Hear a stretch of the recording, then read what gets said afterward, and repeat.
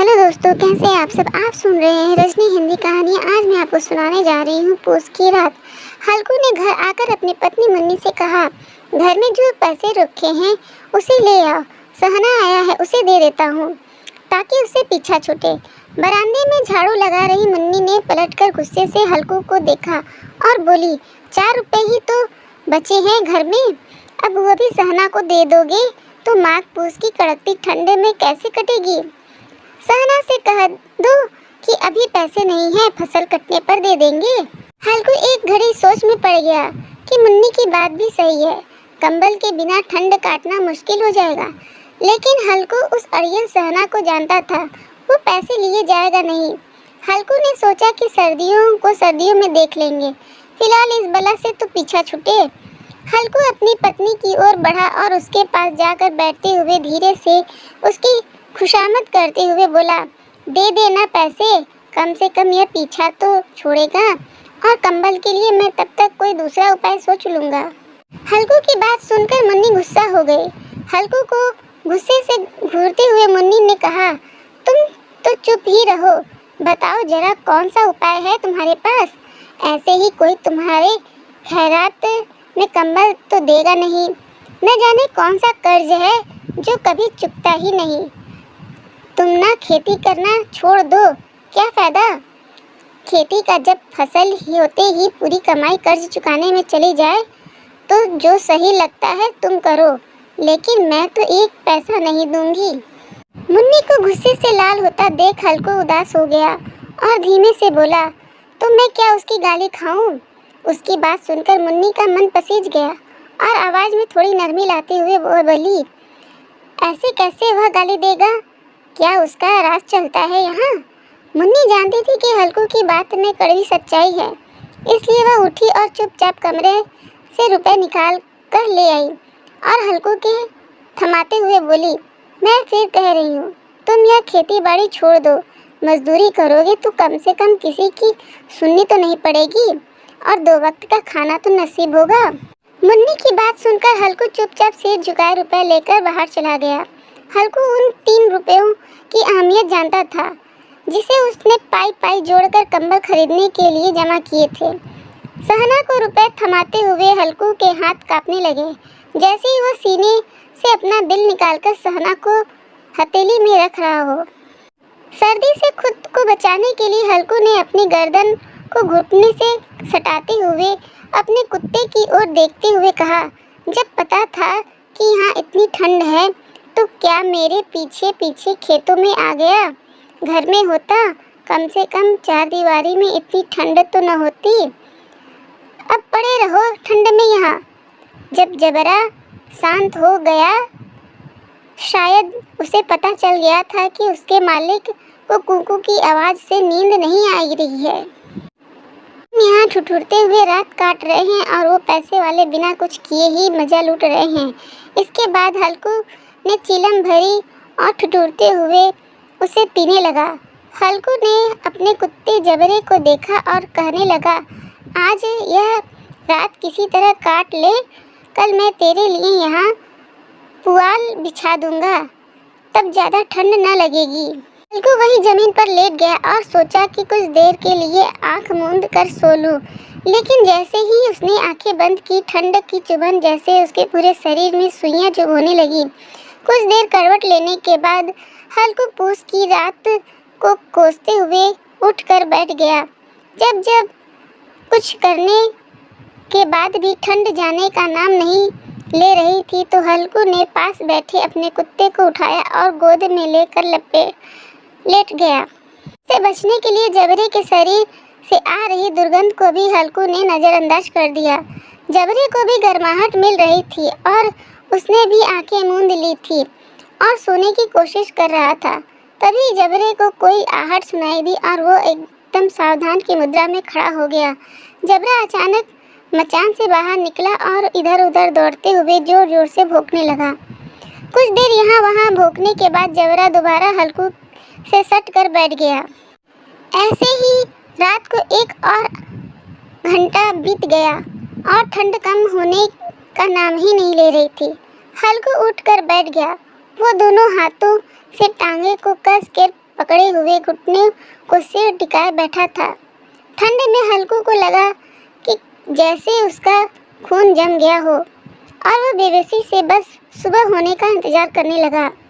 हल्कू के खेत के सामने ही आम का एक बड़ा सा बाग था, जिसे देखकर वह सोचने लगा कि पतझड़ शुरू हो चुकी है और जरूर इन पत्तों की पत्तियां झड़ी होंगी, तो क्या न इसे सूखे पत्ते को लाकर कुछ देर तक आग सेक लूं। हल्कू ने सोचा कि वह पत्तियां उठाने तो चला जाए, पर वही रात के अंधेरे में उस कोई जानवर हमला न कर दे और उसे देखकर कोई भूत। कुछ देर यूं ही सोचने के बाद हल्कू एकदम से उठा और सूखे पौधे को उखाड़ कर उसे मसाल की तरह जलाकर पेड़ों की ओर चल पड़ा।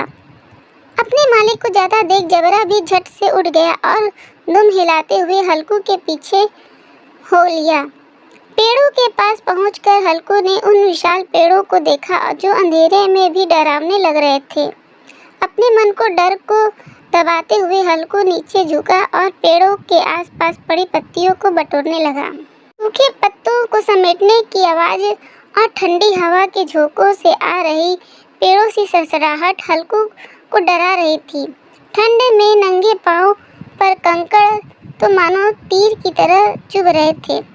उन सब से ध्यान भटकाने के लिए हल्कू ने जबरे से बात करना शुरू कर दिया और कहने लगा, लग रही है ना तुझे भी बहुत ठंड, बस थोड़ी सी पत्तियां और इकट्ठी कर लेते हैं, फिर दोनों खूब आग सेकेंगे। हल्कू जितनी पत्तियां समेट सकता था समेट लिया और मचान की ओर चल पड़ा। मचान के बाहर पहुंचकर हल्कू ने पत्तियों में आग लगाई। देखते ही देखते आग धधकने लगी और उसकी लपटें पेड़ों को छूने लगी। हल्कू और जबरा वहीं आग के पास बैठ गए। हल्कू अलाव के कभी अपने हाथ सेकते तो कभी पाँव, तो कभी आग की ओर पीट कर बैठ जाता। जबरा भी आग के पास पसर कर लेट गया और उन लपटों को देखने लगा। हल्कू जबरे की ओर देखकर कहने लगा, कहा था ना मैंने, अलाव जलते ही ठंड नहीं लगेगी, अब सेक ले जी भर की आग। कुछ समय बाद वो आग की लपटें जैसे ही कहीं गुम हो गई और पत्तियों का ढेर सिमट कर राख में बदल गया।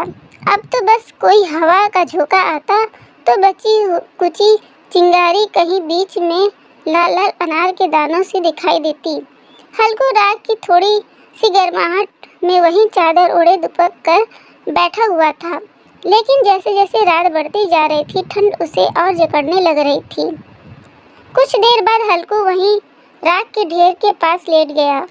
हल्कू को नींद आने ही वाली थी कि जबरा फिर अचानक से उठ गया और खेत की ओर जोर जोर से भौंकने लगा। हल्कू के कानों में भी कुछ आवाजें आ रही थी, जैसे जानवरों का। हल्कू को नींद आने ही वाली थी कि जबरा फिर अचानक से उठ गया और खेत की ओर जोर जोर से भौंकने लगा। हल्कू के कानों में भी कुछ आवाजें जानवरों की आ रही थी। बड़ा झुंड खेतों में घुस गया हो और उसकी फसल चर रहा हो। जानवरों की चहल की पूरी आवाजें हल्कू के कानों में पड़ रही थी। हल्कू की आंखें मूंदे ही सोचने लगा कि जबरे के होते हुए आखिर कोई जानवर खेतों में कैसे घुस सकता है। जरूर मुझे कोई धोखा हो रहा हो। हल्कू ने आंखें खोले बिना ही जबरे की आवाज लगाई, लेकिन जबरा खेतों की ओर मुंह किए जोर जोर से भौंकता रहा, पर उसके पास नहीं आया। कुछ देर बाद खेत में चरने की आहट तेज हो रही थी।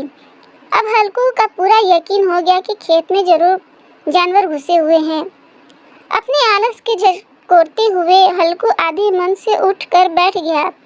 इस कपाती ठंड में उठकर खेत में जाना और फिर जानवरों को भगाना उसे बेहद मुश्किल लग रहा था। हल्कू वहीं बैठे जबरे को आवाज़ देने लगा। हल्कू की आवाज़ सुनकर जबरा और भी जोर से भौंकने लगा। खेतों में नील गाय का झुंड घुस आया था, जो पूरी तरह फसल चरने के साथ उसे तहस नहस किया जा रहा था। जबरा अपना गला फाड़ फाड़ कर भौंके जा रहा है, जैसे उन्हें वहां से चले जाने को कह रहा हो। इस बार हल्कू ने पक्का इरादा अपना गला फाड़ फाड़ कर भौंकते जा रहा था, जैसे उन्हें वहां से चले जाने को कह रहा हो। इस बार हल्कू ने पक्का इरादा करते हुए खुद को समझाया और चादर को शरीर पर लपेटते हुए खेत की ओर जाने के लिए कदम बढ़ाने लगा। हल्कू कुछ ही कदम चला था कि अचानक तेज हवा के झोंके ने उसे एक कदम रोक दिए। हल्कू को ऐसा लगा कि जैसे किसी ने सैकड़ों सुइयां उसके शरीर में चुभो दी हो और उसका पूरा शरीर अकड़ गया हो। हल्कू दौड़ता हुआ राख की ढेर के पास लौट आया और पास पड़ी लकड़ी से उसे कुदरने लगा ताकि उसके शरीर को कुछ गर्माहट मिले। जबरा खेतों के पास भोंकता रहा और हल्कू उस राख के ढेर के पास सिकुड़ कर बैठ रहा जैसे उसे किसी ने जकड़ रखा हो। नीलगाय के झुंड ने देखते ही देखते पूरे खेत को तहस नहस कर दिया। हल्कू उसी राख को ढेर के पास चादर ताने सो गया और जानवरों के जाने के बाद जबरा भी हाँफते हुए हल्कू के पास आकर बैठ गया। सुबह जब हल्कू की आंख खुली तो दिन चढ़ आया था और धूप निकल आई थी। सामने बैठी मुन्नी उसे गुस्से से घूरते हुए जोर जोर से कह रही थी, दिन भर सोए रहोगे क्या? उठकर देखो तो सही, जानवरों ने पूरी फसल का क्या हाल कर दिया है। अब हम क्या करेंगे? तुम्हारे रात में खेत में होने का क्या फायदा? अगर चादर तान कर सोना ही था तो घर पर ही पड़े होते। मुन्नी को चुप होते न देख हल्कू धीरे से उठा और पूछा, क्या तुम खेत से होकर आ रही हो? क्या सच में हमारी पूरी फसल तबाह हो गई है? मुन्नी ने गुस्से से जवाब देते हुए कहा, हाँ, सब कुछ खत्म हो चुका है, हम तबाह हो चुके हैं। हल्कू जानता था कि मुन्नी ऐसे चुप न होगी, तो उसने बहाना बनाते हुए कहा, तुझे तो बस खेत की पड़ी है, मैं यहाँ रात में मरने से बाल बाल बचा। रात को मेरे सीने में इतना तेज दर्द उठा कि मैं हिल न पाया। यह तो मैं ही जानता हूँ कि दर्द के साथ मैंने कैसे कड़कती ठंड के बीच में रात कैसे काटी है। हल्कू की बात सुनकर मुन्नी ने कुछ न बोला। फिर दोनों खेत के पास आ गए और बुरी तरह रौंदे हुए खेत को देखने लगे। खेत की दुर्दशा देखकर मुन्नी के चेहरे पर उदासी छा गई और मन ही मन सोचने लगी कि अब गुजारा कैसे होगा। पर हल्कू के चेहरे पर एक अलग शांति थी। मुन्नी की चिंता जताते हुए हल्कू से कहा, लगता है अब मजदूरी करके ही दिन काटने पड़ेंगे। हल्कू ने चेहरे पर हल्की सी मुस्कान बिखरते हुए कहा, चलो कम से कम अब इन सर्द रातों में यहाँ सोना नहीं पड़ेगा।